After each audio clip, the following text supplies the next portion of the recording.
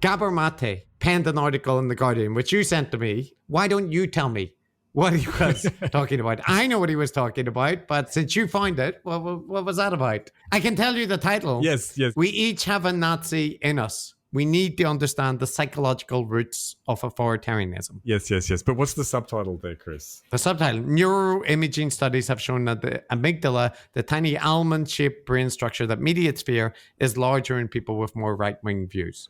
Yeah. Actually, that was the bit that triggered me a little bit, which is this.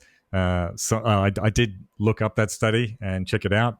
Neuroimaging studies are, let's just say they have a lot of potential research degrees of freedom. Yeah, and from the 2010s in particular, like 2000s really onward, you should be looking skeptically at them. Yeah, they had a relatively small sample size and they had a p-value of between 0.01 and 0.05, and they, it's one study showing something that's a little bit... Kanai et al. 2011, for anybody wanting. Well, I'll stick it in the show notes, but yes, that's its paper. So, I don't really disagree with Gabor Maté's broader concept there, which is, the salient lesson of the Holocaust and similar genocidal, horrible events which societies have partaken in en masse is not that there's something uniquely evil about Germans or Cambodians or Russians or wherever the bad thing happened, but rather actually the more frightening takeaway is that, yes, actually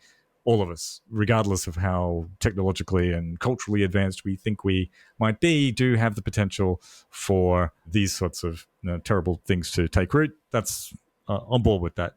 But that kind of subscript about, and there's like science proof that the conservatives have got, bigger amygdalas, and therefore, this explains why there's something wrong with them. I just think be a little bit cautious about that. I mean, this was following right on Yuval Noah Harari. He was also in true form. He says in 10 years, the world will be run by millions of AI bureaucrats who will make decisions that we can't understand about jobs, finance, and government, leading to power shifting from humanity to alien intelligences. I mean, he said that in the episode that we covered. Yeah. And it's just, for me, it's like, there are grains of truth in all of these things, but it's intellectual clickbait. And it is, I think it perfectly illustrates why I don't love these characters. I think they have all the depth of a TEDx sort of presentation where they give you the feeling that they're tapping into some deep and profound insights that's informed by scientific research and informed by their deep understanding of where technology, their futurism credentials, figuring out where technology is taking us. But really it's speculation and I don't like it. How about you? Isn't Gabor Maté just repackaging the insight of like Hannah Arendt? Yeah. The banality of evil. That's part of the issue I have, is like, insofar as he's making a point that's valid. Yeah. It's a well-known, well-established thing that, yes, it's not an inherent aspect of the German people being evil, like you said, but it's not like that insight has never been discussed before. I'm sure there's been like a dozen books written about it. And in fact, this idea about the banality of evil and, the ordinary men and also, understanding that this weird contradiction between the extreme acts of depravity that they were carrying out and while also being, relatively ordinary people. Lots of people have had this insight, including people that were actually victims of the Holocaust, like Viktor Frankl. Who wrote about it as well. So, it's that, which is true, but well-known, sort of packaged up with some scientism. Latest neuroimaging study. And I just don't find much worth in it. Yeah, Milgram's experiments. That's another one. Yeah. Although they're very, like, they're all... I know there's issues there too, but although I think the general point remains that still there is the possibility to get people to engage in acts that they otherwise wouldn't if it's an authority figure. So yes, but there are issues about overinterpretation and non-replicability there. But when it comes to this particular claim, as you say, Matt, so there's the general observation, which is, true, maybe a truism in a respect. And then it's sexed up by the reference to there's a neuroimaging study which showed that this part of the brain is larger in conservatives, and this proves blah, blah, blah. And Maté makes reference to this. It's a 2011 study. Now, he's writing this in 2024. I found with 3 minutes of search on Google Scholar a specific attempt to replicate this in a pre-registered study. It actually took 5 studies, and surprise, surprise, it didn't replicate. Right? In fact, I'm shocked. See, I didn't do that research, right? All I did was look at I searched up the article he was likely referring to, and looked at the methods, looked at the results, and the claim, and went, no, very weak. So, yeah, it's I feel a little bit vindicated by you finding out that it didn't in fact replicate. But sorry, go on. Yeah, so it was a study that looked at like 5 of these studies about like brain differences, discovered in neuroimaging studies, and attempted to replicate them. And it failed to do so in like most of the cases, or found that the effect had was significantly smaller. So, not definitive, but just if you were going to cite that in 2024, these are the kind of things that a cursory, as I said, 3 minutes on Google Scholar for me to find this paper and find a precise pre-registered replication. And this is the thing that I keep telling people is the quality of evidence matters. So when Maté references that, or Dr. K references this kind of thing, it's just a flourish. Yeah. It's just like adding science on top of their narrative. They don't care because do you think if I showed Maté that this study had failed to replicate, that now he would update and change his model? It's completely immune to that kind of thing. Or would he write a different article if the neuroimaging studies didn't exist? He wouldn't. So, yeah, you're right. It is purely decoration. And, the more general issue is that people shouldn't be citing this tentative, work in progress. Yeah, there's these individual studies that are finding some tentative results. It doesn't matter whether it ultimately turns out to be confirmed or not. But if you're in the realm of writing opinion pieces in The Guardian, then if you're going to base your article on scientific findings to one degree or another, then for God's sake, only use stuff that is absolutely definitively established. Everything else is tentative. So people should be steering away from the primary empirical literature, I think, when they're making broad sort of theses about society and people and generalizations. Here's what Gabor said in that article about that. Neuroimaging studies have shown that the amygdala, the tiny almond-shaped brain structure that mediates fear, is larger in people with more right-wing views. It is more active in those favoring strong protective authority and harboring a suspicion of outsiders and of people who are different.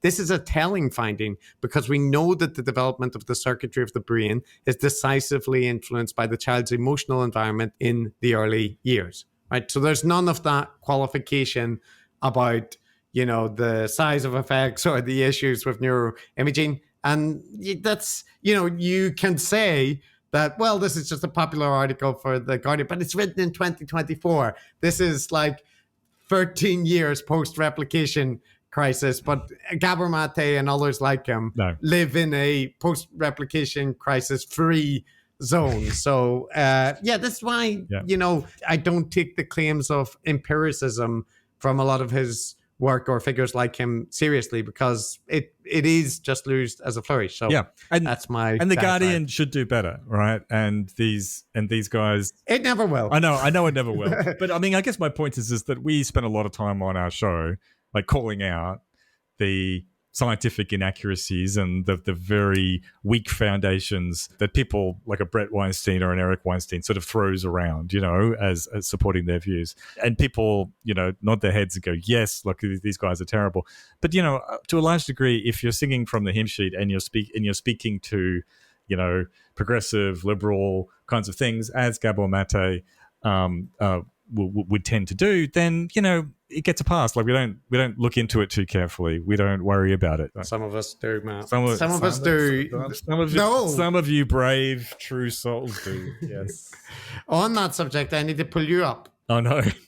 That's right. You're here, Matt. You're in my crosshairs. And I'm going to be hoisted by my own petard, Chris. You are just a little bit. But this is to say that you mentioned on the last supplementary materials that there were disclosures about Russian oligarchs funding Musk's Twitter, and a particularly vociferous Elon stan on Twitter was very upset about this because they pointed out, Matt, that actually the revelations only linked to oligarchs' sons who were working for one of the investment companies. So it's not a connection that necessarily means there's nothing there, but it is different than a bunch of like Russian oligarchs being directly indicted. You know, I'm not saying that all the investors were great individuals and that kind of thing, but perhaps you overstated the level of Russian oligarch involvement or the evidence for that. And you did say you only did a cursory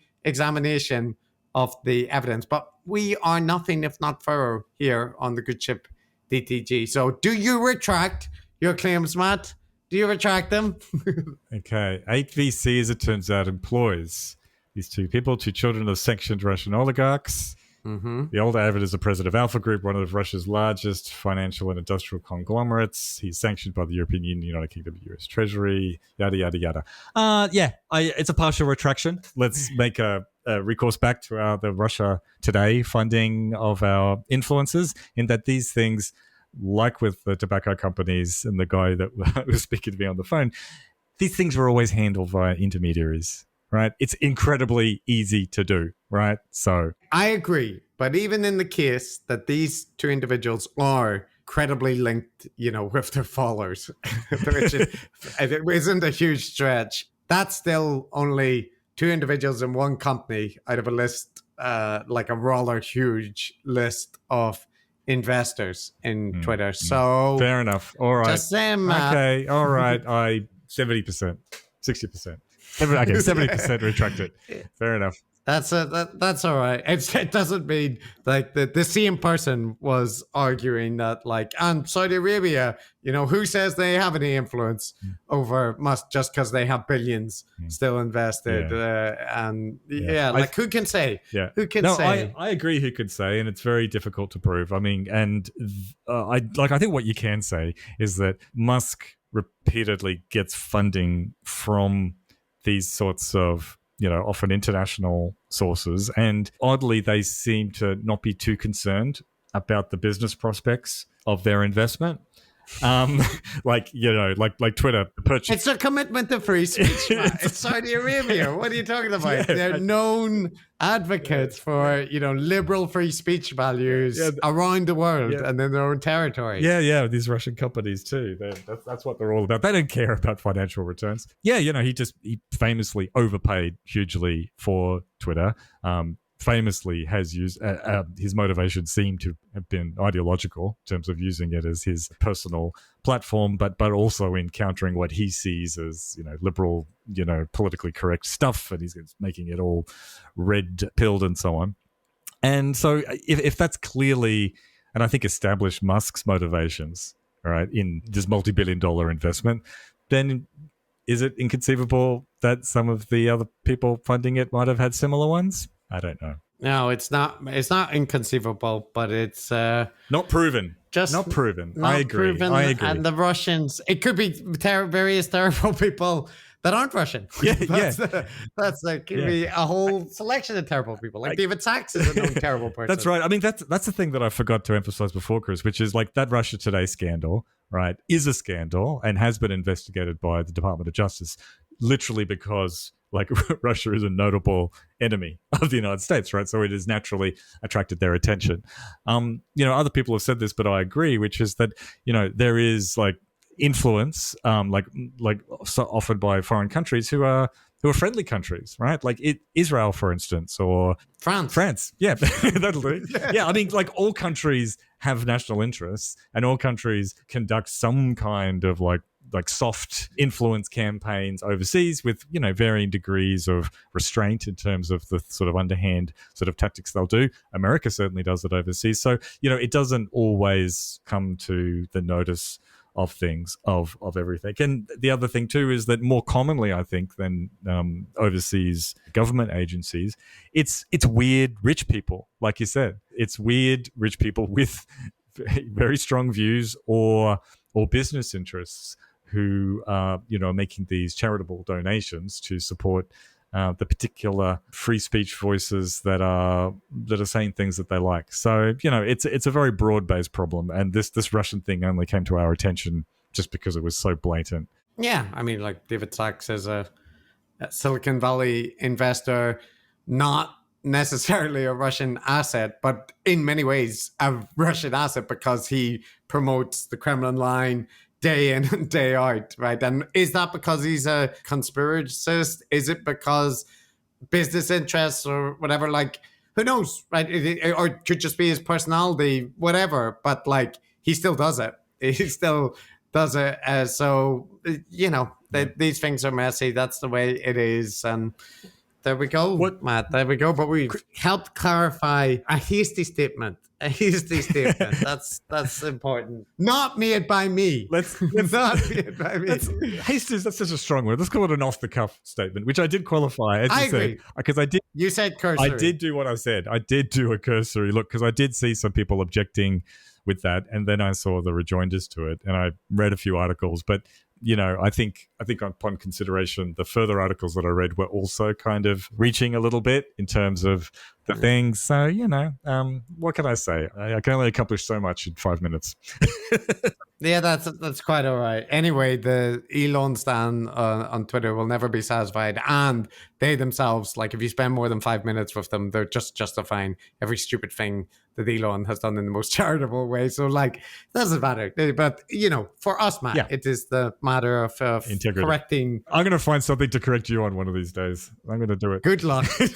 Good luck.